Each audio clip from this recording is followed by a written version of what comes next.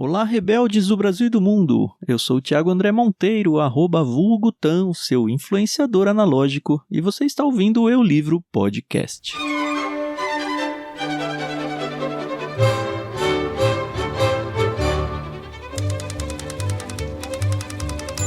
Todos nós nos convencemos de nossas boas intenções para lutar pelo que acreditamos, e somos ludibriados pela ideia de que podemos salvar o mundo, mas muitas vezes nós o deixamos pior.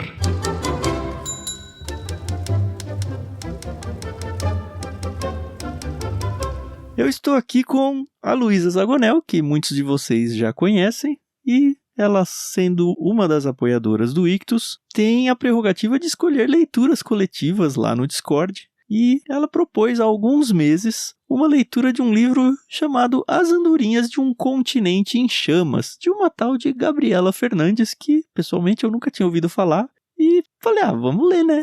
Aí a gente leu, outras pessoas no Discord leram também, e o livro foi muito legal, mas foi tão legal que eu falei, eu acho que eu vou tentar encontrar a autora. E aí estamos aqui então, eu, Luísa Zagonel, e sim, a autora Gabriela Fernandes. Estamos gravando aqui uma noite, então boa noite para vocês, meninas, tudo bem? Boa noite, tudo bem? Estou muito feliz de estar aqui conversando com vocês. Boa noite, tudo bem? Obrigada, Tã, pela oportunidade de estar conversando com uma autora, olha só. Eu já pedi licença para chamar a Gabriela de Gabi. Ela é muito mais jovem do que eu, então eu me sinto bem tranquilo em chamar de Gabi, e é uma pessoa que, pelo rosto, a gente já percebe que é uma pessoa super do bem. Então eu queria que você se apresentasse pra gente, Gabi. Tudo bem? Como que você chegou nesse mundo da literatura? E conta um pouquinho da sua história e tudo mais. Tudo bem, graças a Deus. Então, na verdade, eu sou bem iniciante no mundo como escritora, né? Uhum. Eu sou uma leitora já há um tempo e eu conheci também o universo da ficção cristã logo depois da pandemia. E quando você conhece um livro, você vai conhecendo outro, e eu criei uma comunidade, né, de pessoas que consumiam ficção cristã. E nisso, só voltando um pouquinho, eu sou formada em Direito. Uhum. Nada a ver com o tema. Eu sou formada em Direito, eu trabalhei 10 anos em escritório, no mercado, só que eu sempre gostei de histórias, né, de assistir filmes, enfim, ler livros de ação e aventura. E aí, depois da pandemia, eu conheci o nicho da ficção cristã. Eu já sou cristã há muitos anos, e então foi um lugar onde eu me identifiquei como leitora. Só que nisso eu acabei fazendo amizade com outras autoras que têm mais bagagem do que eu, e eu passei uma ideia de um livro para elas, porque eu estava um pouco insatisfeita como Hollywood lidava com as heroínas. E aí uma dessas autoras, que se chama Noemi Nicoletti, que inclusive está lançando mais um livro agora pela Thomas Nelson Brasil, me propôs eu escrever essa história. E foi uma coisa assim muito, como assim eu vou escrever? Só que claro, não foi do dia para noite, né? Eu comecei a escrever e eu tive que estudar sobre escrita criativa. Eu fiz uma pós-graduação em escrita criativa, li bastante livros sobre o tema, fiz cursos sobre gramática para escritores, enfim, eu me aprofundei nessa profissão conforme eu ia escrevendo o primeiro livro. Tudo isso pós-pandemia? Pós-pandemia. Caramba, que rápido, não faz tanto tempo a pandemia. Não, faz 5 anos? Acredite, faz 5 anos já a pandemia. É verdade, né? É que parece que não, mas faz. E aí eu lancei Andorinhas Independente. Como eu já fazia parte dessa comunidade, o livro foi super bem aceito pelo público. E, claro, eu também tive a ajuda de muitas autoras. Quando eu escrevi Andorinhas, 16 pessoas leram antes de eu lançar na Amazon. Então, elas me ajudaram a melhorar o livro, né? Tá. Então, como eu não tinha muita bagagem, isso me ajudou quando eu lancei o primeiro livro. Já pensando em trilogia, já. Então, quando eu comecei a ideia do livro, eu não pensava numa trilogia, mas conforme eu fui escrevendo a história, eu vi que eu coloquei muita problemática no livro que eu não ia conseguir resolver em apenas um. Eu falei, isso vai ter que ser uma trilogia. E aí eu lancei na versão independente. E ele foi muito bem aceito, assim, pelo público, mesmo não sendo um gênero muito... O gênero, eu falo assim, distopia, ficção científica. Porque no gênero de ficção, nesse nicho de ficção cristã, o que é mais comum é o romance. Porque a maioria dos leitores, pelo menos no nicho que eu fazia parte, eram mulheres. Uhum. Então, foi um pouco estranho quando eu propus um livro que fosse um pouquinho diferente do que o pessoal já estava acostumado. Mas, assim, ele teve as pessoas aceitaram bem. E aí, nisso, lancei na Amazon, depois eu imprimi uma tiragem de livro e vendi ele físico, independente. Fiz um site para mim e vendi. E nisso, uma das editoras, a Thomas Nelson Brasil, comprou o livro físico, independente, leu e gostou. Uau. Você nem foi atrás da editora, então? Não fui atrás. Foi uma coisa assim muito, sabe, uma coisa sobrenatural, uma coisa assim muito que era pra ser, porque não é normal isso acontecer, sabe? Um editor vir atrás de um autor iniciante ainda por cima.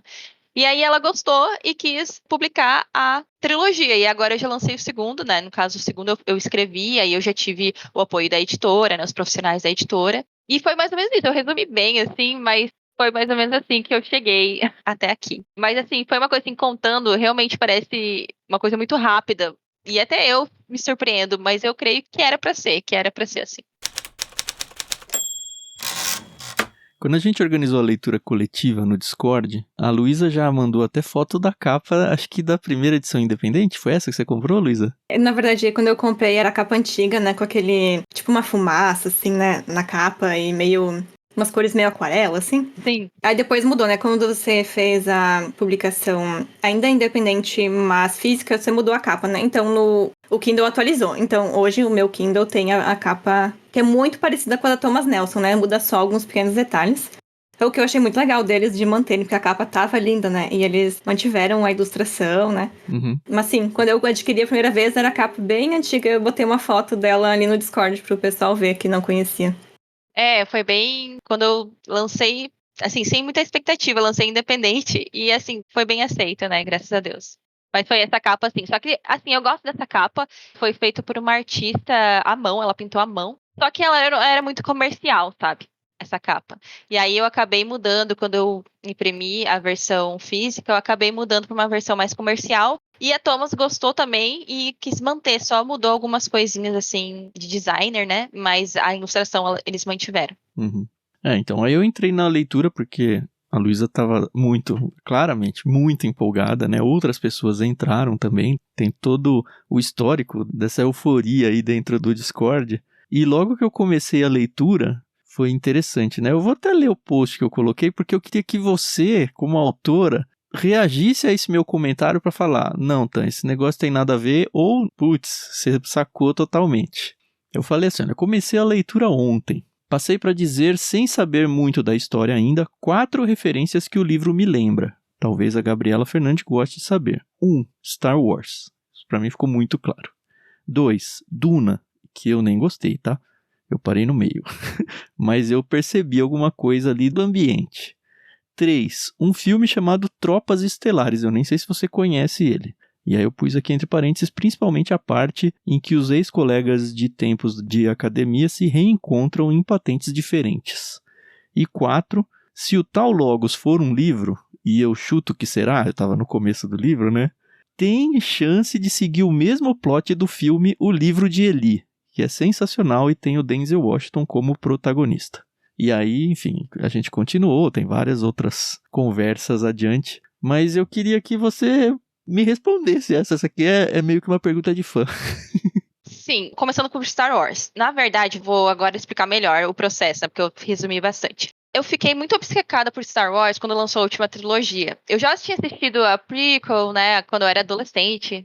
A 4, 5 e 6. Ou não, o primeiro, 1, 2, 3. 1, 2, 3, que veio depois da trilogia original, né? Uhum. E aí eu já conheci Star Wars, mas eu fiquei super obcecada com a história da Rey e tal. Só que eu detestei o último filme, o 9, né? E eu tava muito chateada com aquele filme.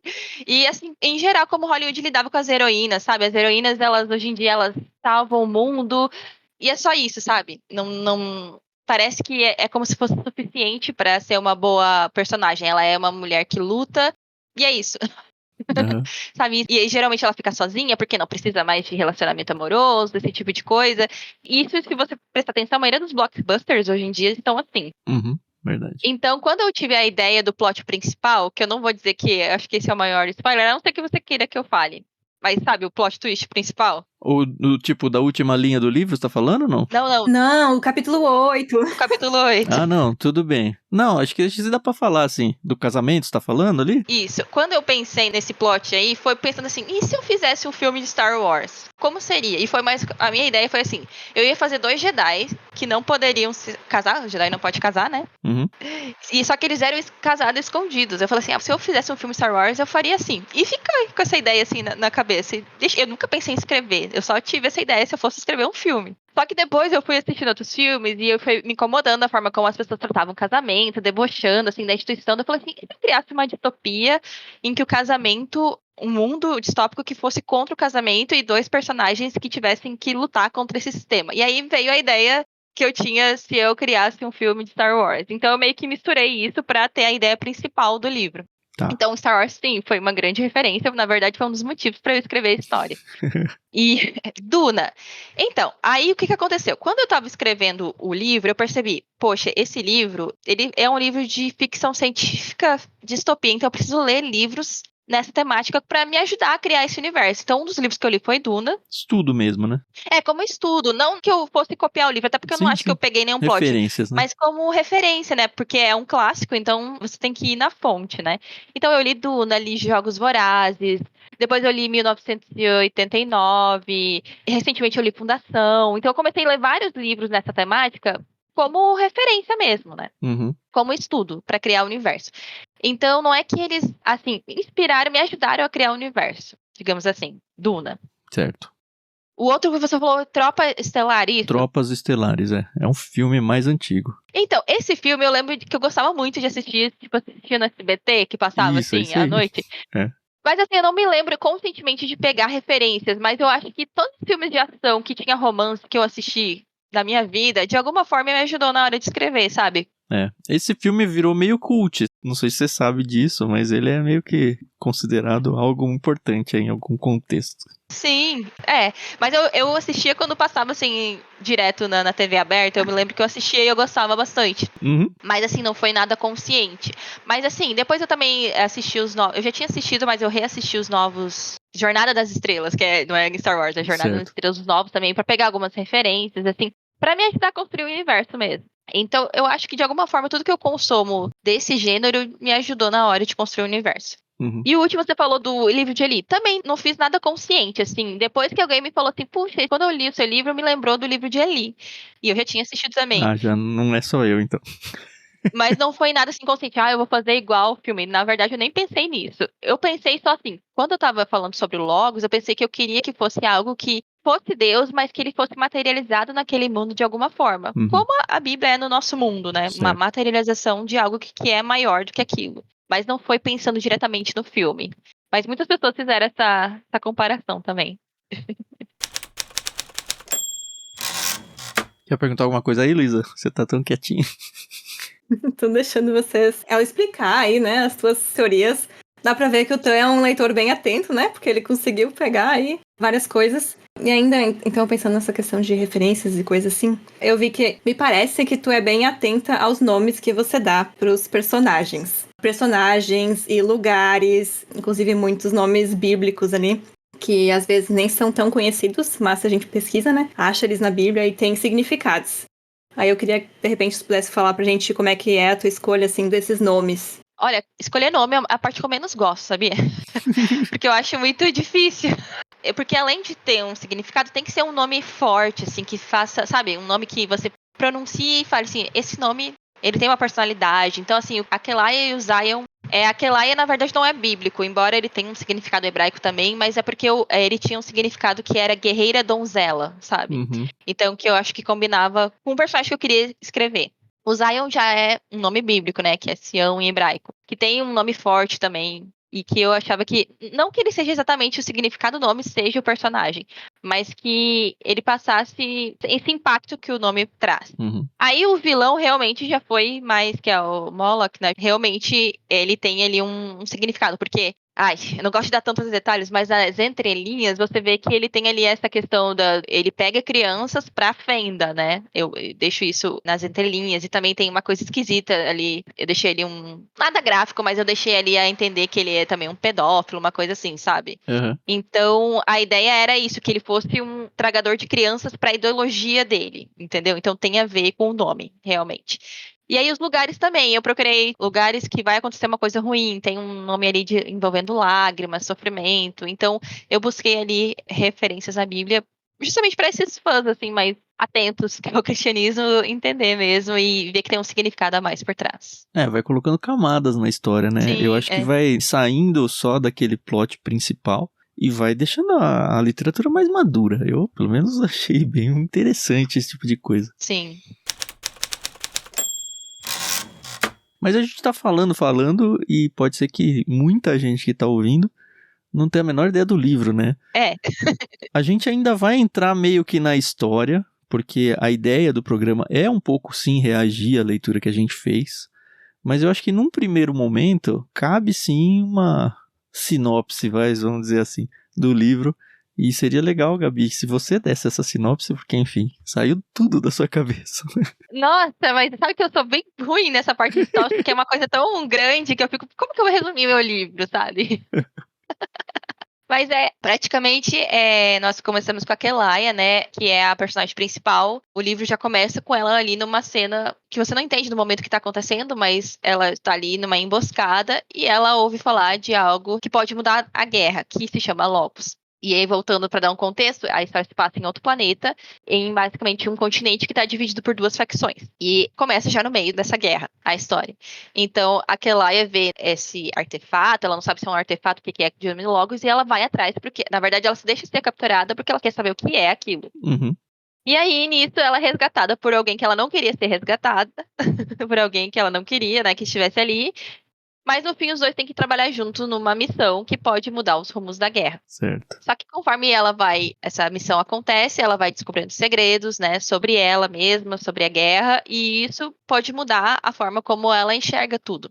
E aí, eu acho que daí eu já saí da sinopse, eu vou entrando meio que pra jornada da personagem, que eu acho que é o mais interessante sobre ela, essa é a ideia que ela é uma heroína que quer salvar o mundo, só que, e aí você leu essa frase ali que você leu no começo, tem muito a ver com isso, é aquele personagem que quer salvar o mundo, mas muitas vezes ele não enxerga todo o contexto, então ele acaba deixando pior. Sim. E isso às vezes acontece muito com a gente, né? A forma como a gente lida com as coisas. Então, é basicamente isso a história, assim, bem resumida. Eu não entrei em nenhum plot twist, assim. Na verdade, a história tem muitas reviravoltas. Mas é basicamente o primeiro livro é sobre isso. A jornada da Kelaia. Você concebeu ele como se fosse um universo paralelo? Eles são humanos, né? Todos eles, pelo menos até onde eu percebi. Sim. Mas é alguma coisa tipo universo paralelo, porque eles estão claramente fora do planeta e tudo mais? Sim. Ou é algo, sei lá, no futuro e aí as sociedades ali se formaram e a humanidade chegou até lá, sabe? A nossa humanidade chegou até lá. O que estava na sua cabeça? Assim, quando eu pensei, eu gosto muito das formas de C.S. Lewis, ele cria histórias, porque ele diz que ele não gosta de analogia, embora todo mundo fale que Narnia é analogia, ele fala que ele entende que é uma suposição. E eu gosto desse tipo de pensamento, sabe? Uhum. Suponhamos que a humanidade tivesse a chance de começar em um novo planeta. Eu não sei qual é o planeta antigo, eu não coloquei nomes. Justamente para deixar essa coisa meio dúbia, assim, sabe? Mas digamos que a humanidade tivesse a chance de começar em um novo planeta, do zero, e tivesse toda uma engenharia social. Será que ela daria errado? Então é mais uma suposição de uma possibilidade. Não que aconteceria no nosso planeta, sabe? Uhum. Até porque algumas coisas não são exatamente iguais a nós, mas são humanos, sim. Mas é uma ideia assim, tipo uma suposição. Se acontecesse isso em um novo planeta, como seria? Então não chega a ser um mundo paralelo, tipo Nárnia, não é isso. Uhum. Mas também não quer dizer que vá acontecer, que é a Terra, que é o nosso mundo. Eu não imaginei a Terra. Eu imaginei que o Logos era, sei lá, um resquício do que foi a Bíblia num mundo muito longínquo. Muito na ideia do Star Wars mesmo. Sim. De, sabe, uma galáxia muito distante, numa época muito mais pra frente, sabe? E, assim, o Logos, sendo a Bíblia, se for, né? É como se fosse um resquício de quase uma seita ou alguma coisa muito etérea, assim, que sobrou de uma época em que as pessoas acreditavam em algo que hoje já não faz o menor sentido e se tornou algo muito místico, algo até meio tolo na cabeça da maioria das pessoas. Foi por aí, não sei se eu tô viajando ou não. Não, eu acho que é uma boa forma de ver, porque assim, você tá certo em ver assim, é a Bíblia. Eu quis mostrar assim, como seria, não exatamente isso é isso, mas como Deus se mostraria nesse planeta, num planeta novo, que teve, digamos assim, recebeu informações para ensinar a como viver. Como ele se apresentaria ali, sabe? Então, eu achei que fazia sentido você pegar um banco de dados com histórias que mostre quem ele é, digamos assim, sabe? Que é um pouco a Bíblia, mas não é assim, essa é a Bíblia, mas assim, é uma forma de, como você falou, de algo que lembra isso, de como Deus se apresentaria em um mundo, como ele se materializaria nesse mundo. Então, eu acho que essa forma de pensar sua é boa, nesse sentido. Até porque eu falo, não sei se eu falo no livro 1 ou no livro 2, mas eu falo, é um eco, usa essa palavra, um eco do que foi. Eu também não gosto de dar uma resposta assim, é isso, eu gosto que o leitor interprete também, do jeito dele. É bom deixar esse espaço. É. Você considera que é uma leitura young adult ou uma leitura de menininha? Porque, é mais um... É o que você falou no início, né? É mais uma ficção cristã, é mais uma mulher escrevendo. Tem um romance dentro da história, não dá pra negar, né? Tem um casamento, você vai falar muito sobre o relacionamento em si e tal. Mas como você... Eu sei que você já falou que, eu não quero ser mais do mesmo em relação à maioria dos livros aí de ficção cristã que estão focados, assim, na questão do romance, da menina que quer encontrar o seu par e tudo mais. Mas pelo menos você considera que é um young adult ou você acha que não? Sim, eu classifico ele dessa forma, porque eu acho que ele não é... Na ficção cristã tem muito livro pra adolescente. Uhum, Eu acho que ele não é bem pra adolescente, embora tenha adolescentes que leem, sim, né? Porque ele tem uma... Os personagens são mais velhos, né? Aquela tem 24, o Zayus 26. Não é tipo os Jogos Vorazes, que eles têm 15 anos. sim. Só pra abrir um parênteses aí, eu fiquei fazendo a conta das idades, principalmente quando você faz uns... lembra quando eu tava na academia, eu falei, ela vai se perder aqui a data. Eu não sei se alguém corrigiu isso depois pra você, mas tá tudo bem encaixadinho, tá? Parabéns. Não, eu tenho uma linha temporal pra me ajudar, porque eu me confundo também. Eu tenho a linha temporal de todos os acontecimentos. Então, os personagens são mais adultos, não são adolescentes, mas assim, também eu não coloco como adulto, porque eu acho que o público jovem a partir de 16 anos já se encaixa como público-alvo, assim. Uhum. Então, eu coloco nesse young adult também, nessa categoria. Mas, por exemplo, teve essa semana um menino, acho que ele tem 13 anos, um garotinho leu e gostou muito e fez uma resenha. E assim, não posso impedir ele de ler, né, digamos assim, mas eu tento sempre botar mais pro público a partir de 16 anos. E assim, tem o romance sempre foi o ponto de partida, mas a história ela acabou indo pra tantas coisas que ela acabou englobando que eu acho que muitas pessoas se identificam. Eu tenho muitos homens leitores. Tanto um menino me escreveu agora que já leu o livro 2, disse que gostou muito da cena de ação e tal. Então acabou que a história, ela mesma foi crescendo assim em relação ao público.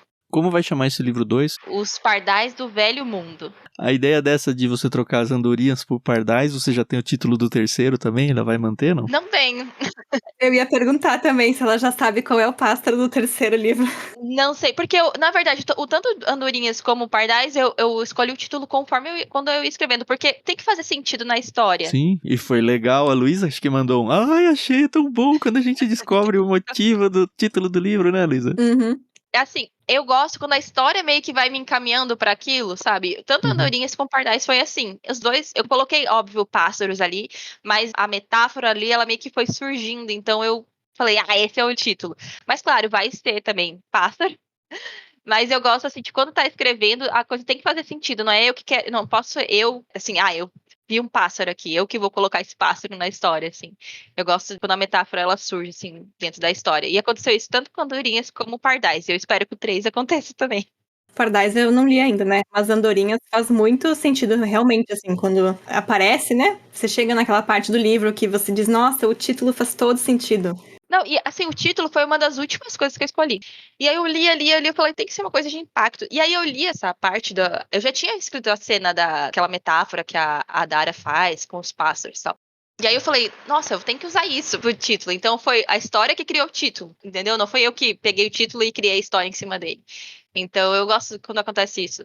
Quando a história mesmo se revela, digamos assim.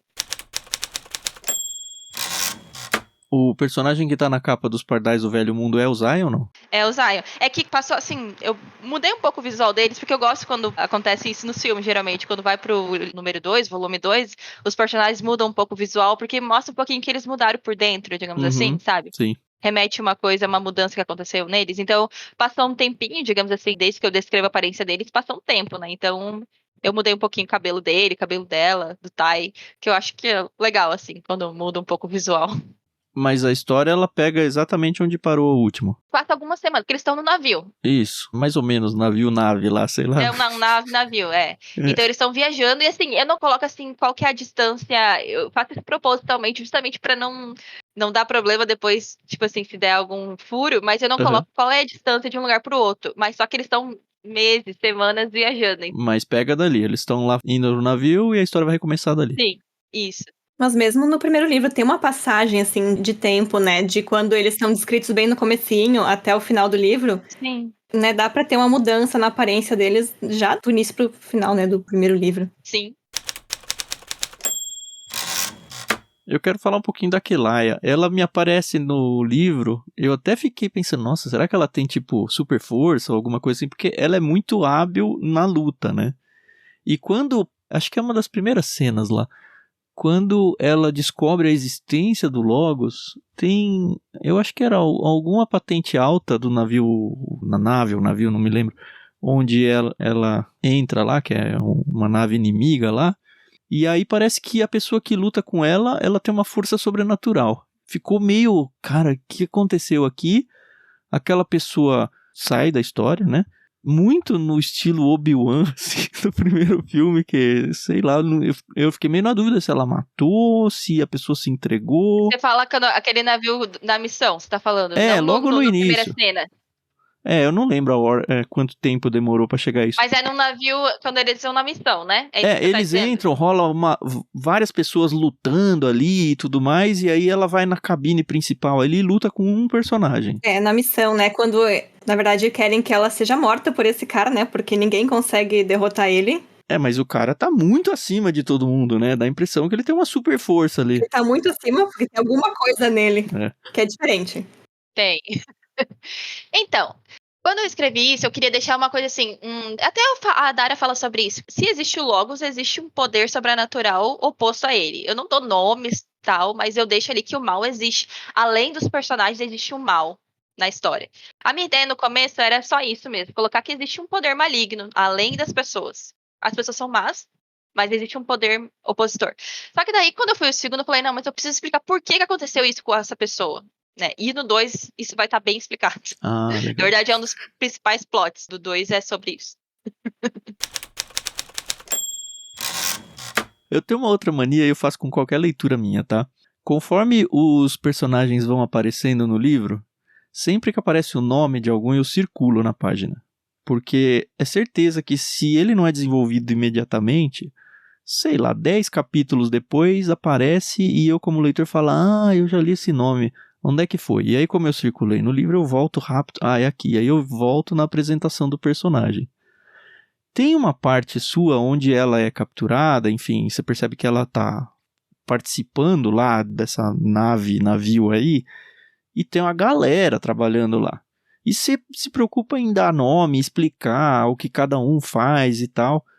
E eu achei que vários deles, alguns vão obviamente entrar na história e tudo, mas vários eu falei, cara, marquei esse nome, mas não usei pra nada ainda, sabe? Eles voltam, né? Vai ser importante na história. Né? Então, a nave do Zion, você tá falando? Isso. Então, a nave do Zion vai estar, eles estão, né, na nave, e principalmente no começo eles vão estar ali e os personagens vão aparecer novamente. E eu não vou dizer mais quando eles vão aparecer, que senão eu vou dizer já o final do 3. Tudo bem.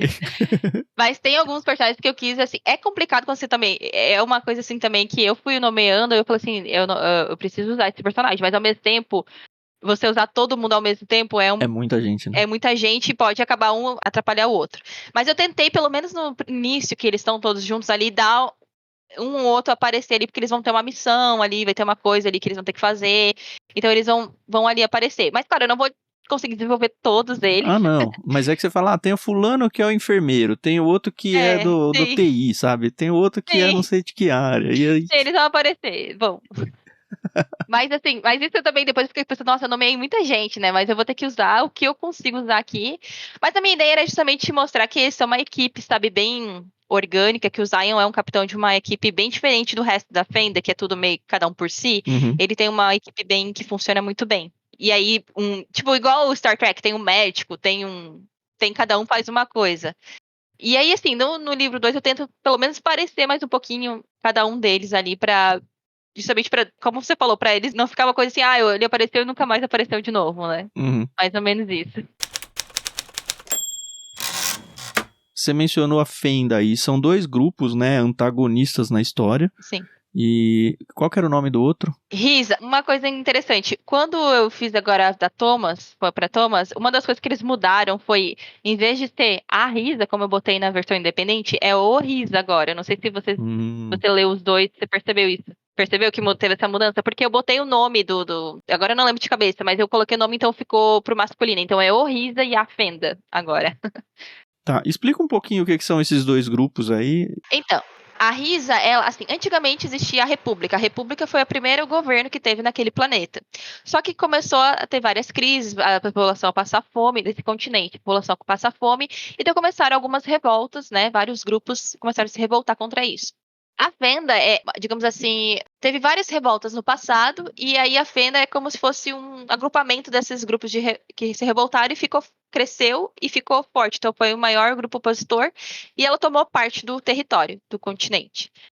A Risa é as pessoas que defendem o antigo regime da República, só que esse regime já caiu, né, há anos atrás, quando a Fenda começou a tomar, principalmente a capital, que é Baca. Uhum. Só que a Risa, ela quer retomar o controle do continente todo e formar a República, que é digamos assim, a união, o governo único do continente.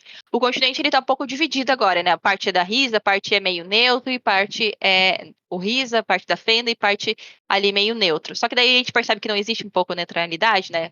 Uma coisa que acontece ali no meio do livro. Uhum. Mas é basicamente isso. Basicamente, o continente, ele tá dividido nesses dois grupos. Uns que representam os rebeldes, que tomaram parte do continente, e o outro que defende o antigo governo, que acha que é o governo legítimo. Eu como leitor, até pelos protagonistas estarem na Fenda, né, a gente é conduzido a pensar que a Fenda são os bonzinhos e o Risa, né, que você falou que é o agora, é isso? Agora é o... Eles são os vilões. E aí, conforme a história vai indo, a gente fala, opa, mas será que são mesmo e tal? Eles que pegaram o Logos, e a gente fica praticamente o livro todo, né, muito sem saber exatamente o que é esse Logos. Eles aparentemente vão usar isso aí como uma arma, e não fica claro também pra gente como leitor que tipo de arma é isso, nem pro pessoal da Fenda também, né, eles, ou pelo menos pra protagonista, ela fala, é uma arma, mas não sei exatamente como. Então pode ser que ela só não tenha a informação e o alto escalão saiba exatamente o que é. Mas ela quer ir atrás disso daí. E a gente tem, como você falou, né, um grupo meio neutro, que basicamente é a população comum que meio que tá tentando sobreviver a tudo isso. E só. Da melhor forma possível. Isso me lembrou muito a plebe no 1984, do George Orwell, por exemplo. Verdade. Que é aquela galera que, cara, eu não quero fazer parte do governo A nem do governo B, sabe? Eu quero viver a minha vida aqui, não me atrapalhe, só que é impossível, né? Basicamente é mais ou menos isso mesmo. Porque é uma coisa assim, muita gente fala assim, eu gostei que você colocou como hoje em dia o mundo tá dividido. Mas é uma coisa assim tão 880, é uma coisa assim, tem pessoas lá que estão só, tipo, tentando sobreviver, né? Da melhor maneira possível. Tem pessoas que estão na Fenda porque tiveram que entrar, porque senão iriam morrer. Isso, eu vou falar um pouquinho mais sobre isso no segundo livro. Então é uma coisa assim que não é uma resposta exata, né? E esse negócio assim, quem é o vilão? Quem é o vilão da história? Né? Eu acho que essa é a grande questão, que a gente acompanha a protagonista e a gente torce por ela porque a gente gosta dela, mas ao mesmo tempo o que eu queria que eu intencionalmente fiz assim, eu queria que a protagonista entendesse que ela também é vilã, porque ela também acaba contribuindo pro mal, né? E a ideia era isso, não é puxar lados, mas é entender que por mais que a gente tente, a humanidade tente de todas as formas, sempre a gente vai, como a gente vive no mundo caído e por mais que a gente vá para um novo planeta, a nossa natureza ainda é caída, a gente sempre vai acabar fazendo coisas para tirar vantagem, a gente vai acabar, os nossos interesses vão estar acima do bem, então a gente nunca vai conseguir ser totalmente bom por nós mesmos, né? Então é mais ou menos essa a ideia que eu quis passar no livro. Não ter assim, claro, tem mocinhos e tem vilões, tem o Logos, tem a ideia do mal. Eu queria deixar claro que existe o bem e o mal. Sim. Né? Isso é uma coisa que é importante para mim. Mas as pessoas são agentes que estão agindo ali conforme as situações, né, que elas vão vivendo. Então, não é ali uma resposta exata em relação a isso. A gente vai vendo como a própria percepção da Kelaia com relação à Fenda vai mudando, né? Porque ela começa, assim, muito convicta daquilo que ela tá defendendo. Ela é uma soldado da Fenda porque ela realmente acredita muito nos ideais que são proclamados, né, pela liderança e tudo mais. Vão acontecendo coisas na história que vão abrindo os olhos dela e ela vê que talvez aqueles líderes dela não sejam, assim, uma pessoa de tão boas intenções quanto ela imaginava que era, né? E a gente vai acompanhando essa mudança na percepção que ela tem, né? A ideia é essa, assim, aquela ela acredita na Fenda porque realmente a República era ruim, eles passavam fome, sabe? Era ruim. E aí é que tá, quando a gente tem um ideal, e é muito essa palavra, essa frase que você colocou no começo, eu gosto muito, inclusive, desse diálogo.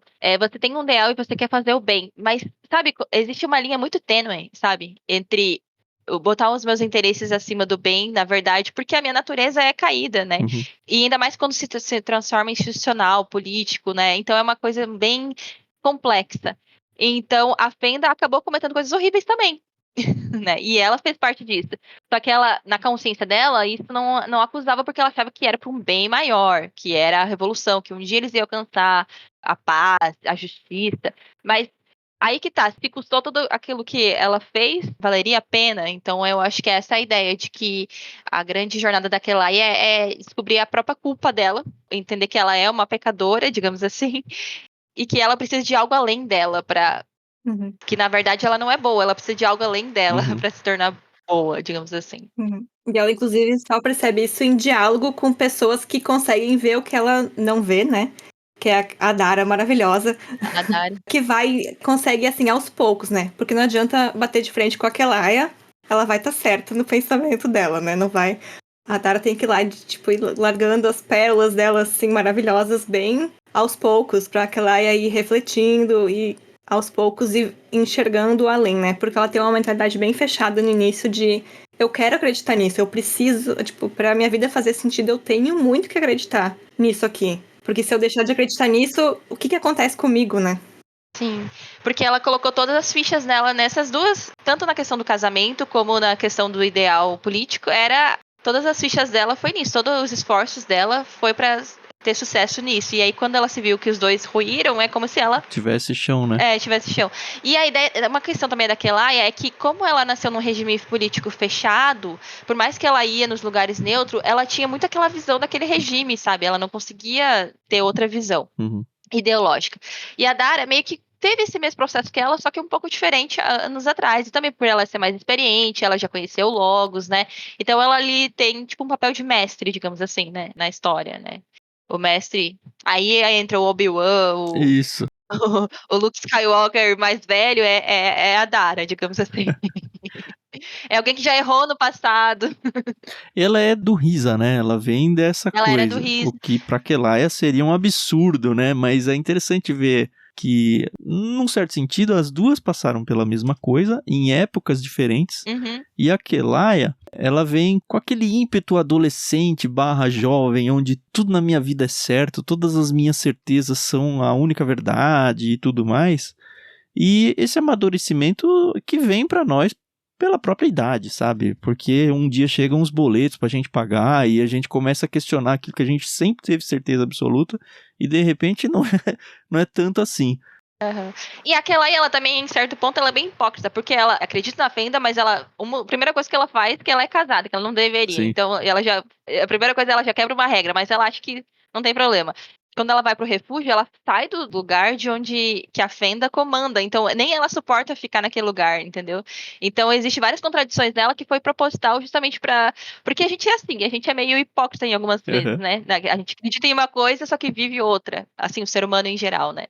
Então eu quis colocar isso nela propositalmente, né? As hipocrisias dela mostrar ao longo da história. Vou trazer um comentário seu aqui, Luísa, quando você estava lendo lá o 15 até o 18. Uhum.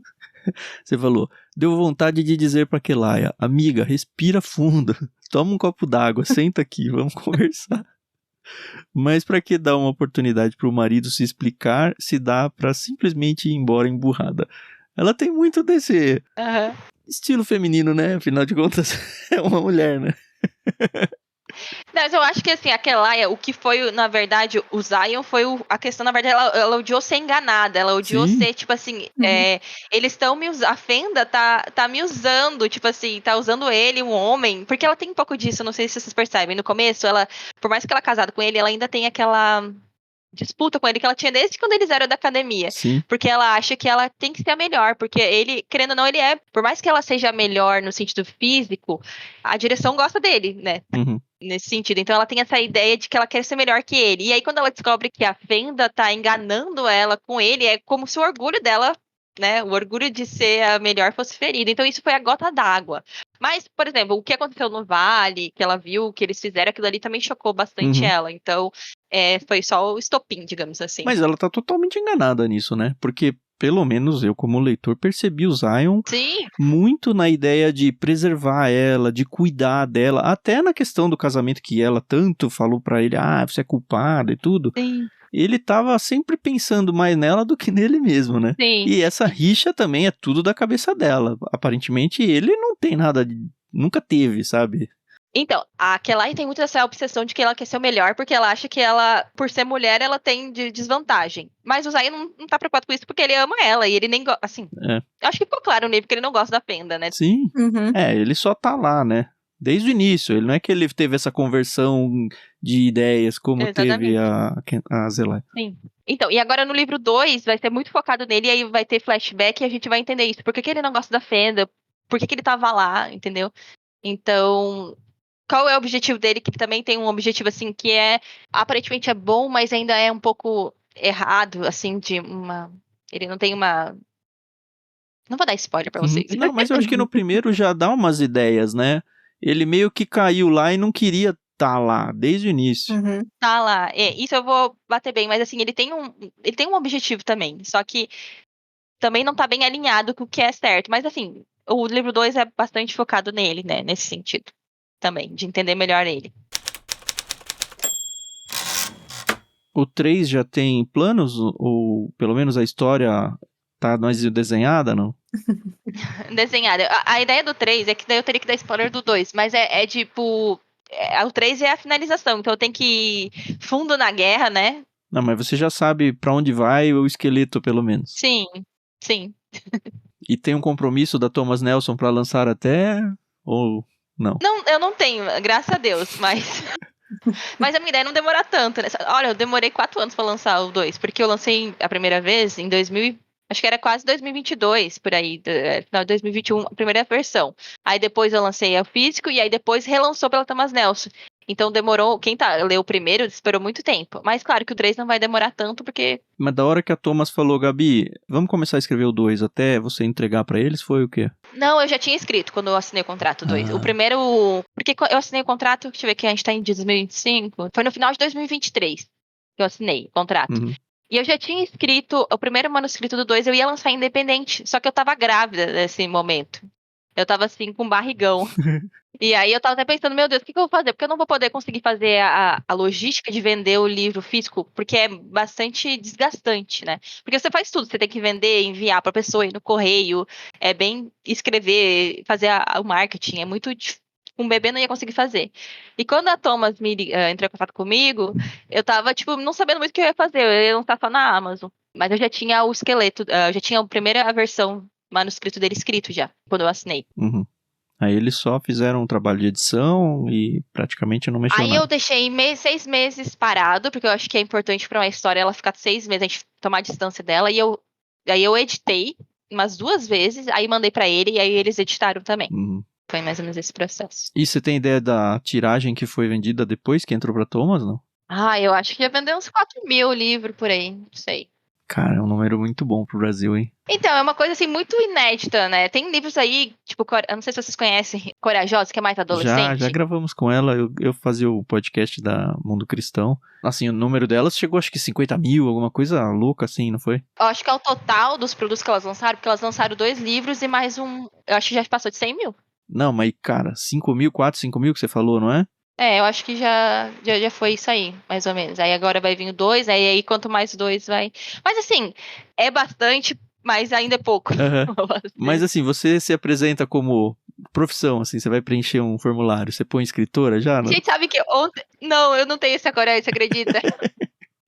Gente, uma coisa, ontem eu passei por isso. Eu fui no meu consulta e ia fazer sua profissão. Aí eu falei, põe autônoma, porque eu não queria botar advogado. Eu tenho OAB, só que eu não atuo, né?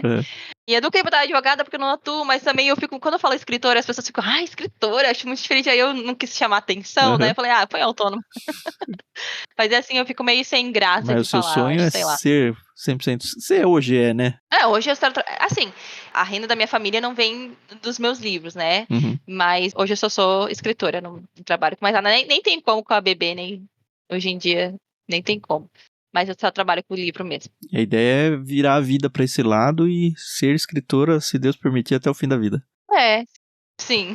Porque livro que não é uma coisa que não acaba nunca, né? Sim. Sempre é um desafio novo, né? A própria maturidade da sua vida, você talvez se interesse por outros assuntos daqui a pouco e comece a escrever outras coisas. Sim, né? não, com certeza. Eu não vejo a hora de terminar, simplesmente. Pra mudar. Porque eu acho que chega uma hora quando você começa a escrever sério que você já. Preciso finalizar logo isso aí pra Partir ir pra outros novos, ares. Sim. E você fica tendo ideias de muitas outras histórias, assim, não relacionadas? Ou não? Você é tipo, essa história eu vou até nessa aqui. Porque tem gente que tá sempre tendo ideia, né? Não, eu tive a ideia de uma história que eu nem sei se eu vou pra frente. Que é bem assim, básica, assim, mas não. Eu tento não pensar justamente porque eu preciso focar no 3, porque senão eu. Sim. Eu não sou. Tem autor que consegue escrever 2 histórias, 3 histórias ao mesmo tempo. Eu não consigo. O 3 você tá escrevendo ele agora, então é isso. Eu tô no. Se chama escaleta que a gente fala, Sim. que é tipo um. Você escreve a escaleta pra escrever a história depois, digamos assim. Tô nesse. Mais ou menos aí.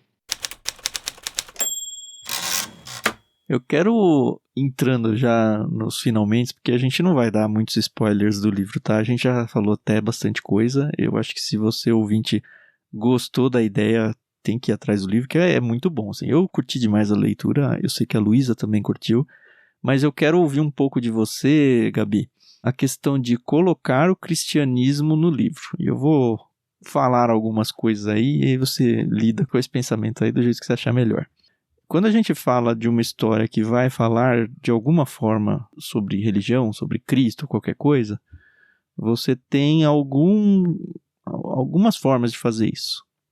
Eu vou usar 2 exemplos clássicos aí, que um deles você já até mencionou. O Lewis em Nárnia, por exemplo, onde não é uma história proselitista, assim, no sentido de que você vai apresentar Cristo, olha, você precisa entregar sua vida, sabe? Não é um The Chosen, sabe? Mas tá lá, de alguma forma, a história, o plot do evangelho, e, enfim, mais ou menos, mas está lá. Num outro lado, e eu sei que é um universo que a Luísa ama também, a gente vai pro Tolkien. No Senhor dos Anéis, por exemplo, se a gente vai a fundo, a gente descobre que ele era cristão e tal. Ele até tem, em outros livros que conta sobre a amizade do Lewis com o Tolkien achava que o Lewis era muito apelão no sentido de apresentar Cristo muito descaradamente nas histórias dele, e isso incomodava o Tolkien. Mas tá lá a ética cristã, sabe? Ele não vai forçar alguém a conhecer a Cristo como, na minha cabeça, o Aslan é muito claramente Cristo, apesar de que eu sei que tem gente que se surpreende quando alguém fala o Aslan é Cristo. Não, imagina, eu já li tudo e nunca percebi. Eu falo, não é possível que você não percebeu, mas enfim, tem essa possibilidade. E você tem um livro, o seu, no caso aqui, ele não está finalizado, a gente só leu o primeiro volume, mas usando como base esses 2, dos 3, ele é o que se aproxima mais do cristianismo. Apresentando, como a gente já falou, nomes que estão mais relacionados à Bíblia, apresentando o conceito do Logos, que, de novo, não sei para onde você vai, mas ele tem uma possibilidade de ir muito perto de apresentar a Bíblia para quem está lendo. E eu não sei para onde você pretende ir, o quanto você sente como autora mesmo a necessidade de usar a ficção para apresentar um evangelho, a ponto do seu livro ser rotulado como uma ficção cristã, ou se você fala, não, eu queria só que fosse uma ficção que tivesse princípios cristãos, mas que qualquer pessoa que não fosse cristão lesse e gostasse da história pela história em si, sem se preocupar com a religiosidade que está por trás dela. Como que você lida, ou como que você planejou, se você foca nisso, se você se incomoda com isso, enfim, só vez de falar em base... Nem consegui formular uma pergunta, né? Mas acho que ficou no ar a ideia. Mas eu entendi. Sim, na verdade, então, esse é um tema muito complexo, para falar bem a verdade. Nós, autoras de ficção cristã, a gente tem até um grupo que a gente sempre está conversando sobre isso. Porque não existe uma definição de ficção cristã. Uhum. Eu acho que tem 2 questões, a questão temática e a questão de mercado. Se você parar para pensar, a maioria dos clássicos, se você lê, se você botar na régua, aí você lê, por exemplo, uma Jane Eyre das Irmãs Brontë, lá da Charlotte. O livro é super cristão, a outra, Inquilina de Wilhelm, super cristão, mais cristão que a maioria de livros de ficção cristã. Só que naquela época não havia essa necessidade de colocar assim, ficção cristã, né?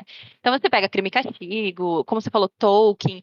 Tolkien, ele não tinha analogia, mas se você parar pra pensar, os simbolismos cristãos estão todos ali na história, né? Mesmo, e ele fala sobre isso, ele fala que não foi intencional, mas depois, revisando, ele percebeu que a história tinha símbolos cristãos. Uhum. Então, ele vivia numa época que não havia necessidade de você rotular a literatura, porque a literatura em geral, ela geralmente vinha com uma moral. Geralmente as literaturas, elas eram moral, uma moral boa ou ruim, Uhum. sabe? Só que hoje a gente vive no mercado hoje uma situação bem complexa, porque hoje a literatura é muito difícil você ler um livro que não tenha coisas que vão ou contra a nossa fé, ou de alguma forma vão ser prejudicial pra gente em alguns sentidos. Então, houve a necessidade de você criar um gênero chamado ficção cristã. Já existe esse gênero lá nos Estados Unidos, e agora parece que eles estão. Eu sinto pelas conversas que está tendo meio que sendo inverso. Hoje autores cristãos não querem mais ser rotulados como ficção cristã, só como um autor que escreve histórias, que é o que você falou. Mas enfim, eu vou falar aqui do Brasil, que é o momento que a gente vive. Uhum. Aqui no Brasil, a ficção cristã veio alguma coisa de fora ali na década de 90, mas nunca pegou, sabe? Uhum. Foi a partir da pandemia que o termo começou a funcionar, porque as pessoas queriam histórias de entretenimento por causa da pandemia, queriam um escapismo, e aí descobriram que existiam histórias que tinham ali viés cristãos. E aí tem desde histórias como Nárnia, até histórias bem que tem pastor pregando, que tem. Você acha o meu bastante cristão, é que você não viu aí que tem por aí, que tem bem mais Sim. cristianismo, bem mais assim, escancarado que o meu. Então existe vários níveis. Mas tudo foi meio rotulado como ficção cristã, meio que uma estratégia de mercado mesmo, para você conseguir colocar o público para você, ó, esse livro ele não vai ter coisas, não vai te ofender a sua fé, vai ter coisas boas para você. Foi mais, não é um gênero, mas é tipo assim para você classificar certos livros por público mesmo, entender que aquele livro, tudo bem ele ler aquele livro que não vai ser ruim para ele. Porque hoje você, por exemplo, uma amiga, ela escreveu um romance que pode ser lido por qualquer um, ela escreveu muito bem, a Camila Antunes. Só que se colocar aquele romance lá no meio de todos os romances que existem nas livrarias, para um leitor cristão achar aquele romance que vai fazer bem para ele, não vai ter nada explícito, nada que hoje em dia é muito difícil você, por exemplo, arrumar um livro romântico que não tem cenas explícitas, sabe? Quase um soft porn, né? Sim, e é muito, sabe? Eu mesmo, quando comecei a ler, eu mesmo que ter uma noção na época, meio que li esse tipo de coisa, porque eu achava assim que, tá tudo assim. Mas aí depois, com conversa, eu fui entendendo, não, isso não faz bem pra mim como leitor. Uhum. Então o problema mesmo é que o público cristão tava meio perdido nisso, sabe? Eu queria ler um romance, mas eu não queria ler esse tipo de cena, sabe? Então acabou que teve a necessidade de criar esse nicho. E esse nicho pegou meio que de uma forma orgânica. Não foi as editoras que criaram esse nicho. Veio do independente, sabe? Uhum. Então, o público mesmo que fez esse nicho crescer. Então, como ele teve uma questão de mercado forte, digamos assim, o nicho teve força, as editoras pegaram esse nicho, assim, ó, a gente vai agora fazer um nicho, a gente vai investir na ficção cristã. Então, é mais um nome para nicho mesmo, que é importante hoje em dia por causa do público, para o público conseguir identificar o que é bom e o que não é bom para ele. Até recentemente eu comecei a ler um livro que a Thomas Nelson colocou como ficção cristã, mas que se você lê muito, não é muito ficção cristã. Recentemente eles lançaram, chama Maré Alta. É de um autor que não escreve ficção cristã, mas o livro ele tem coisas, digamos assim, que não ofende os cristãos. É uma literatura boa para os cristãos. Sim. Então eles mesmo assim colocaram no nicho de ficção cristã. Então você entendeu o que eu quero dizer? Sim. Que é mais uma questão de mercado mesmo? Mas você, como escritora, pensa, não, eu preciso evangelizar ou não, eu quero só escrever uma história que não vai ofender os cristãos. Então, aí indo para a questão temática. Então, tem essas duas questões, a questão de mercado e a questão temática. Quando eu comecei a escrever o livro, o ponto de partida foi a questão do plot do casal. Só que conforme eu fui estudando, eu falei assim, poxa, mas eu não vou conseguir resolver isso se eu não colocar Deus de alguma forma na narrativa, porque vai parecer uma coisa que não é o que eu acredito, digamos assim, sabe? Uhum. Tanto que aquela aí precisava de redenção, né? Então, meio que a história foi para isso. A história foi buscando essa resposta, que a resposta no fim das contas era Deus, ela precisava de uma redenção, ela precisava de um salvador, ela não podia salvar o continente, ela precisava ser salva. Uhum. Então acabou que a história mesmo foi pra isso. Então, eu não pensei assim, eu preciso evangelizar. Eu acho que uma pessoa várias pessoas que não são cristãs leram e gostaram da história, porque eu acho que independente de ter ali o Logos como uma questão divina, digamos assim, a maioria das histórias de fantasia mais ou menos tem isso, né? Eu acho que ele não ofende nenhuma outra religião, então eu acho que qualquer pessoa pode ler e se identificar com os personagens. Mas eu acho que a história mesmo pediu essa resolução. A história pediu que Deus, no fim das contas, estivesse ali presente na história. Uhum. E eu, particularmente, gosto de trabalhar nesse nicho, porque eu acho que cristãos têm, hoje em dia, muito, além dos seus clássicos, assim, os mais antigos, mas poucas opções de histórias assim com ação, aventura e que tenham essa mensagem boa. Uhum. Então não é que eu queira evangelizar, mas eu acho que é um pouco igual o C.S. Lewis, é você imaginar o mundo e meio que não tem como Deus não estar ali presente, sabe? Eu tenho um certo incômodo aí, acho que eu nunca falei isso. E olha que a gente publica um podcast sobre Bíblia, tá? A gente tem a leitura bíblica comentada, se você ouvinte não conhece, procura lá depois no seu agregador de podcast, leitura bíblica comentada, e aí sim a gente vai falar só de Bíblia mesmo. Mas eu vou explicar porque esse meu incômodo, com o rótulo, tá? Não é com a história, nada. Sim. Uhum. Quando você fala, esse livro é ficção cristã, eu tô pensando, jogando como um advogado do diabo mesmo, tá? Se eu não sou cristão, eu jamais compraria um livro desse. Sim.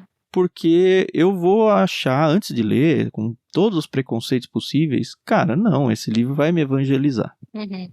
Sim. Coisa que não acontece quando eu vou pra Nárnia, quando eu vou pro Crime e Castigo, Dostoiévski e tudo mais. Agora, se eu não ponho, que é o que você falou, eu tô correndo o risco de dar na mão dos cristãos um livro que é prejudicial pra ele. E aí, assim, eu tô dando um incômodo, mas eu não tenho solução. Uma coisa, por exemplo, que eu acho que acabou sendo uma solução sem querer para esse meu incômodo, a minha esposa é japonesa, né? Então, sei lá, minha sogra assiste doramas. Eu também. E dorama ficou o quê? Eu nunca li nem assisti nada, mas a impressão que eu tenho, e talvez você como consumidora até deva me mudar se tiver errado, tá? Mas a impressão que eu tenho são romances, só que como ele tem de pano de fundo essa cultura oriental, não tem muito essa questão de sexualidade explícita e tudo. Ele é um negócio culturalmente mais contido e combina com o que os cristãos pensam, ou pelo menos um pouco, no sentido de que ele nunca vai apelar. Sim. E chama dorama, sabe? Não é cristão, sabe? Não sei. Eu acho que tem duas coisas que você comentou. É exatamente o que você disse. A gente está numa questão.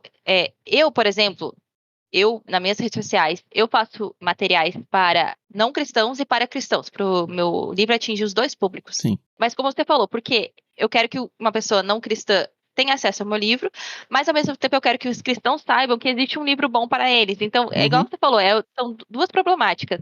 Corre o risco de um não cristão não querer ler ficção cristã, mas a gente precisa desse nicho para que os cristãos saibam que existem boas histórias para eles. Então, a gente fica nesse meio termo.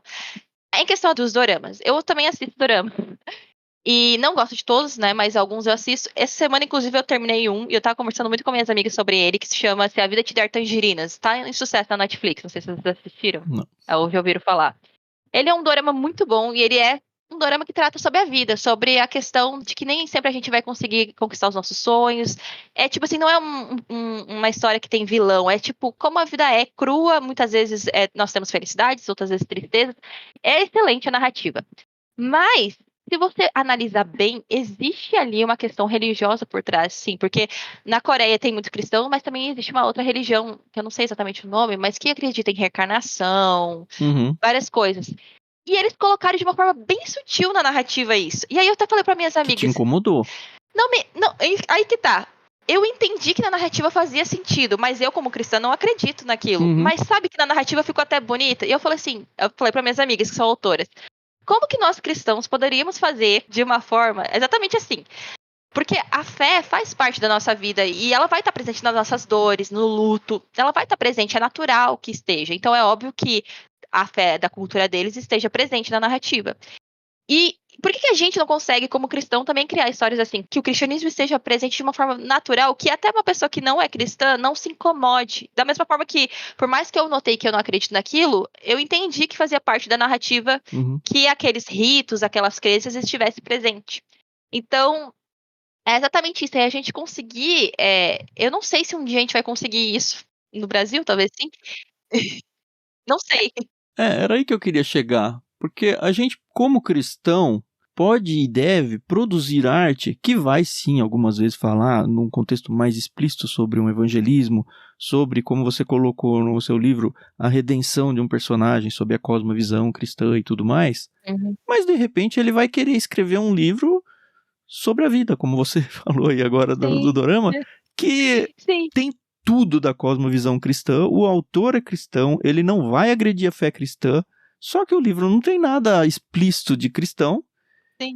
E eu vou lançar ele como? Em rótulo de ficção cristã, sabe? Não é exatamente, mas eu quero também que o leitor saiba que, olha, esse autor é cristão e eu não sei como resolver esse problema.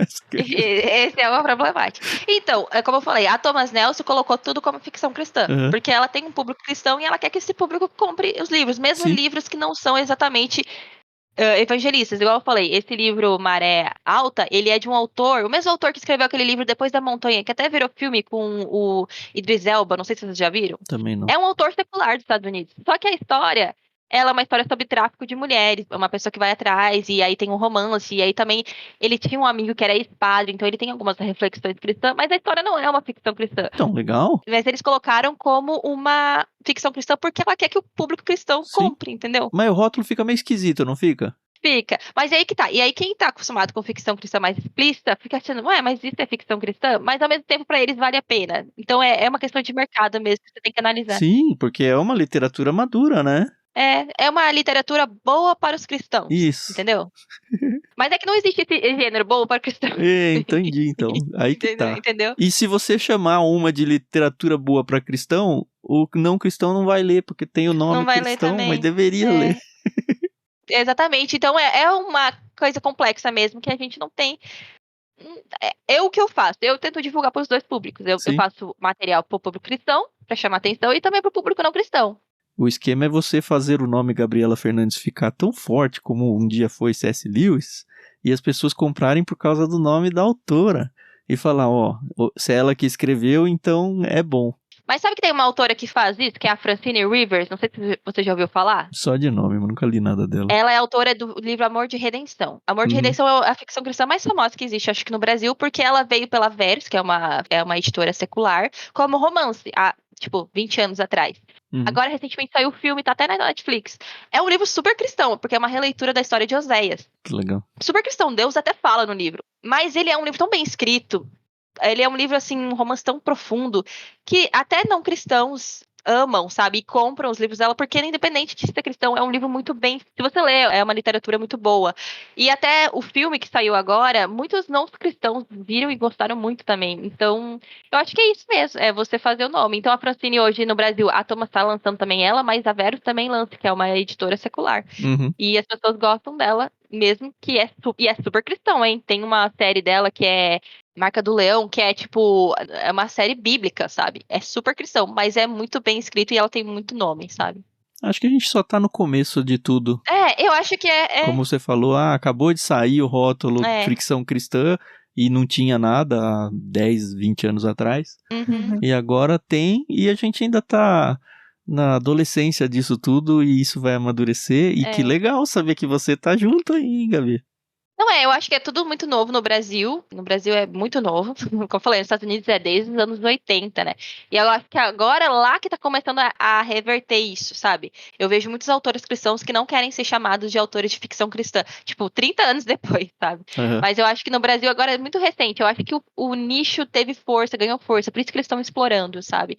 E eu acho que é uma estratégia boa, porque a gente vive num mundo de nichos, né? Por causa do algoritmo das redes sociais. Então, acabou que funcionou. Algoritmos e grupos que todo mundo tem que ser do A do B e só tem o A e o B, sabe? Caramba, isso em qualquer área, sabe? Em ideias, em política, em qualquer coisa. Sim. A Luísa só tá ouvindo, né, Luísa? Eu acho que eu falo demais, eu tenho que até me cuidar. Mas é basicamente isso, é um assunto complicado mesmo, meio complexo. E é novo no Brasil, então é natural que levante discussão, né? Porque tá acontecendo agora... As pessoas estão aprendendo a lidar, a gente está aprendendo a lidar, né? Sim. Com esse novo categoria, né? Não é bem um gênero, porque tem os gêneros dentro dela, né? É uma categoria. Categoria de livros. E é aceitar que, por enquanto, é esse o nome que a gente tem, né? E como você falou, no Brasil tá chegando, os Estados Unidos já tem muito tempo. Então o pessoal tá mais acostumado também, né? É ficção cristã, pode ser qualquer coisa. Não é... Aqui a gente pensa, ficção cristã, vai ter uma mocinha que vai pra igreja, dela vai orar, e ela vai conhecer o rapaz. Então, mas as histórias não são isso. E é justamente por isso, o meu receio é afastar potenciais leitores que poderiam estar ali lendo. Mas tem histórias que são assim. Tem histórias que são assim. Ah, não, tem. Sim. E tudo bem, sim. tá tudo bem, né? Tem histórias que são assim, tem, né? A gente lê também. Não, mas isso se resolve na sinopse do livro, né? A questão é que tem muito mais do que isso dentro do mesmo rótulo. Essa questão, que a gente tá aprendendo que pode ser isso e pode ser outras coisas também. Sim. Por exemplo, em inglês você tem todo que é tipo de subgênero, né? Dentro da ficção cristã. E muita variedade, né? Muitas, assim. E tem até prêmio nos Estados Unidos. E tem muito não cristão que lê também, porque tá buscando essa coisa de não ter cenas explícitas, tanto que em inglês tem muita gente que nem fala ficção, né, Christian fiction, é clean fiction. É literatura limpa. Então o pessoal procura assim, eu quero uma clean fiction. Então eu sei que não vai ter cenas que eu não quero ler, independente de eu ser cristão ou não, né? Não conheci o termo, interessante. E o pessoal divulga livros como, não divulga, é cristão. Às vezes nem é cristão, mas divulgar, o meu livro não tem essa cena que você não quer ler. Sim. Divulga claramente, meu livro não tem. Uhum. Sim. Tem um outro gênero também que não é relacionado ao cristianismo, mas que tá muito forte, que é ficção de cura. Não sei se vocês já ouviram falar. Uhum. Não conheço. Mas é bastante asiático, né? Ficção de cura. Sei, asiático, mas algumas pessoas meio que começaram a ligar também essa questão de ficção cristã, que eu acho que não necessariamente seja a mesma coisa, mas algumas pessoas, na verdade eu acho que não tem nada a ver, mas enfim, algumas pessoas ligaram porque tem algumas histórias de ficção cristã que são mais sobre cura interior e tal. Mas é que, como eu falei, dentro da ficção cristã hoje tem tanta possibilidade que é muito complicado você dizer é isso a ficção cristã, porque é muita possibilidade, né? Então, como eu falei, por enquanto é esse nome porque é justamente para atingir o público cristão. Porque no Brasil, hoje em dia, houve aí um crescimento muito grande dos evangélicos, né, no Brasil, que procuram esse tipo de histórias. Então, é um público em potencial mesmo. Mas lá nos Estados Unidos, por exemplo, não sei se vocês já ouviram falar de Gilead, esse livro. Nossa, é fantástico. Não só ouvimos, como lemos aqui no Ix. Eu li também, e ele, assim, ele foi lançado pela Vida, que é uma editora cristã, uma ficção que ela é cristã, mas ela é considerada um livro, ela é premiada, sabe? Então é um livro romance em geral, mas é um livro super cristão, se você ler o conteúdo, né? Então, é uma questão que um dia a gente vai chegar nesse patamar. Não, eu espero que chegue. E eu espero que os autores cristãos hoje, você já falou, nos Estados Unidos já tá a galera falando, não quero ser rotulado assim. Tem dois motivos para você não querer ser rotulado assim, né? Um é o que a gente falou, justamente por limitar muito o público. O outro é porque talvez alguns estejam meio que desviando da fé ou do propósito. Espero que a gente não vá para esse lado, né? Né? É que nos Estados Unidos também o evangelho lá tá sofrendo uma questão também lá, né? Em geral, a igreja lá. Sim. Mas eu acho que também existe uma questão. Quando você fala que seu livro é ficção cristã, também tem um outro lado, que o público mais cristão, assim, mais que, digamos assim, que não é tão acostumado com histórias, ele vai querer que seja realmente algo muito cristão. Então, e aí se não for, eles vão ficar decepcionados. Vai ficar decepcionado, então é muito complicado, né? Mas, enfim, é o que a gente tá tendo agora. Você gosta de escrever contos, não? Sei que você tá focada na trilogia. Não gosto. Não? Não gosto nem de ler conto. É mesmo? Cara, normalmente o escritor começa nos contos e começa a esticar as histórias, Sim. né? Eu até falo para minhas amigas, eu comecei justamente por onde não deve começar. Trilogia, distopia, nada disso é falado. Mas eu não sou muito fã de conto, não. E até porque conto, muita gente acha que conto é uma história pequena, mas não é. O conto, ele tem uma estrutura só dele. E muita gente escreve conto que, na verdade, é uma escaleta de um romance. Enfim, não é tão simples assim escrever conto como as pessoas acham. Não é simplesmente uma história curta. Ele tem que, naquelas poucas palavras, ele tem que ser completo. E isso é difícil. Não é fácil escrever conto. Não é uma coisa simples. Tem um autor, eu não vou lembrar quem foi, mas ele tinha uma frase para dizer a diferença entre conto e romance. Ele fala que o romance e o conto são como uma luta de boxe. O romance você ganha por pontos e o conto você ganha por nocaute. Quando eu fiz a pós-graduação, tem um professor, chama Assis Brasil, ele é muito renomado na escrita criativa. Ele falava que o romance, você geralmente trabalha os personagens, e o conto você trabalha uma situação. Você não aprofunda muito o personagem, sabe? O enredo é mais focado na situação ao redor dele. Então, não é fácil escrever conto. Muita gente acha que é fácil, mas não é. Eu nunca nem tentei. Se você não gosta de ler, acho que você não vai nem tentar mesmo, Não né? gosto. Eu li um conto que é esqueci o nome dela, que é muito famosa, uma contista americana, já faleceu. Que ela é cristã também, ela era católica, eu esqueci o nome dela. Que foi muito bom, assim, mas eu não lembro agora o nome dela. E também li um do Dostoiévski. Do Como que Dostoiévski. era o nome do. Como que era? Era um de Natal. Eu sou muito. Não lembro muito nomes, mas ele também era muito bom. Tipo, ele era uma história que você lia aquilo ali, era curtinho, mas você ficava muito impactado, sabe? Era um que a moça entra no navio e tal, não? Não. Era um que uma criança tava lá na Rússia, passando fome, daí ele entra numa igreja. Só que quando ele entra na igreja, ele morre. Daí ele tá no céu. Ai, tô dando spoiler, mas ele é bem chocante, sabe? Eu vou te mandar depois uns 2 ou 3 contos que eu gosto bastante pra ver se eu te converto pros contos. Não, se for bem escrito, até pode ser. É que aqui tá, eu li muito conto, que na verdade não era pra ser conto, sabe? Que daí eu falei, ai, gostei, porque era pra ser um romance e a pessoa só diminuiu a história ali. Entendi. Tem mais alguma coisa, dona Luísa? Acho que é isso mesmo. Eu falo bastante, né? Não, uma delícia. Aliás, só pra encerrar, uma perguntinha rápida. Como que é lidar com... Você tem um bebê em casa, né? Como que é lidar com isso e, ao mesmo tempo, divulgação, eventos e tietagem e toda essa parte aí? Olha, como eu moro em Mato Grosso do Sul, eu sou bem afastada, assim, digamos, São Paulo e Rio, que é onde é mais forte essa parte. Então, assim, eu não tenho muitos leitores aqui, então não tenho tietagem aqui. Mas a editora não demanda você, tem que ir em tal evento e tal? Sim, não. Então, quando eu fui na FEFIC na Bienal no passado, eu fui em 2 eventos, e agora esse ano eu vou no Rio. Aí eu tive um choque, assim, de realidade naqueles eventos, né? Que daí muita gente me conhece e tal. Mas, assim, no meu dia a dia isso não tem muito efeito. Mas, assim, é bem difícil. Ano passado eu tive que... Eu saí de madrugada aqui e voltei no mesmo dia, sabe? Eu saí 3 da manhã e voltei 7 da noite. Você já tava com o bebê. Que eu já tava com o bebê e ela mama até hoje. Mas, Nossa. assim, eu precisava... Não podia ficar tanto tempo longe. Então, Sim. pensa, eu fiz um bate-volta de 10 horas em São Paulo. E aí, na Bienal, eu levei ela junto, pra você ter ideia. Então, não foi fácil. Esse ano eu vou deixar, né? Tô aqui, mas não tá sendo fácil, porque eu tô tentando fazer todo um esquema, assim, pra deixar ela. Realmente, essa parte é bem difícil.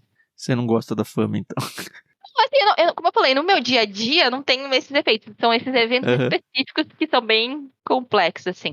E a questão de divulgação, olha, eu tenho que me desdobrar pra fazer à noite, quando ela dorme, enfim. Não, realmente é bem complicado.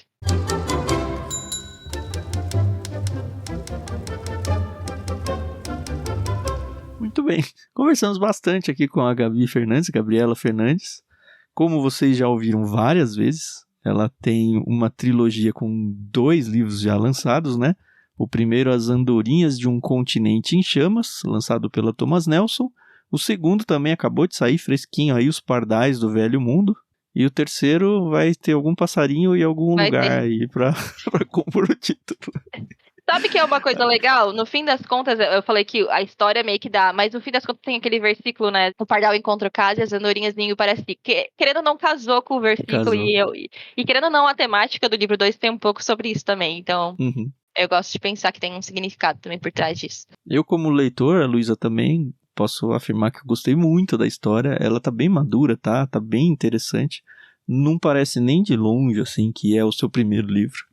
Ele saiu muito bom, então, assim, parabéns. E olha que eu leio muita coisa mesmo. E eu achei muito, muito cativante a história, com muitas camadas acontecendo ao mesmo tempo. Apesar da protagonista ser uma mulher, com as birrinhas de uma pós-adolescente, início de juventude, o que em tese, para um leitor homem, sem muito aviso, ia falar, não quero ler isso. Desconsidera isso, tá? Porque funciona para um leitor masculino com toda certeza. Por mais que tenha na história a história do romance dela com o marido e tal, tá muito longe de ser um livro de menininha, tá? Então, acho que dá para aproveitar muito mesmo a leitura. Não é uma leitura daquela que se sente evangelizado o tempo todo. Obviamente tem um contexto cristão meio embebendo a história ali. Fica a dica aí se você quiser. A gente vai deixar na descrição do programa um link aí para você adquirir os 2 livros, tá? E se você quiser se juntar com a gente no Discord, A gente organiza várias leituras coletivas. A leitura coletiva do primeiro tá por lá, então por mais que a gente já tenha feito ela no passado, os espaços para as pessoas comentarem ao longo da leitura continuam abertos. Então se você começar a sua leitura agora, fica o super convite para você ir lá e trazer os seus comentários também e deixar esse post aberto eternamente aí para todo mundo que for chegando ter a oportunidade de conhecer como foi a leitura de outros leitores também. Se você quiser fazer parte, é de graça, é só acessar bit.ly/leitura coletiva. Eu agradeço, Luísa, por ter indicado esse livro, tá? Eu nunca ia chegar nele, mas Deus tem os seus caminhos, me fez chegar não só no livro, mas chegar também na Gabi. Obrigado também, viu, Gabi, por conceder aí o seu tempo, mesmo com uma bebezinha em casa. E eu espero realmente que Deus use a sua vida dentro desse meio literário e você consiga produzir não só essa trilogia, mas muita coisa boa e edificante e artisticamente bonita, tá? Amém. Obrigado pelo convite. Foi muito legal, assim, o tempo passou rápido, mas foi bem legal a conversa. E aí um convite pro pessoal conhecer a história, né? E eu sou uma pessoa bem disponível no Instagram. Qualquer coisa, se você ler o livro, quiser comentar, eu tô lá sempre respondendo. Qual que é seu arroba, Gabi? É Gabriela Fernandes Escritora. É meio grande, mas assim é fácil de achar. Mas é um L só, não tem nenhuma frescura no nome, É um L né? só. Não, é Gabriela Fernandes Escritora. Legal. Bem fácil de achar. E assim é grande, mas escreve normal. Sua vez, Luísa, pode se despedir aí.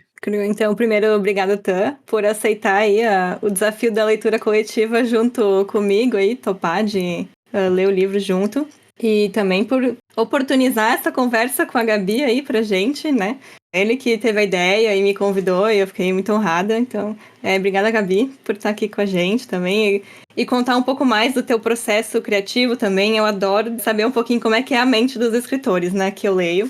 Eu não sou escritora, mas eu adoro livros. E eu adoro saber como os escritores pensam e como eles fazem o trabalho ali da história, de desenvolver, de pensar e tudo mais. Então, foi muito legal essa conversa.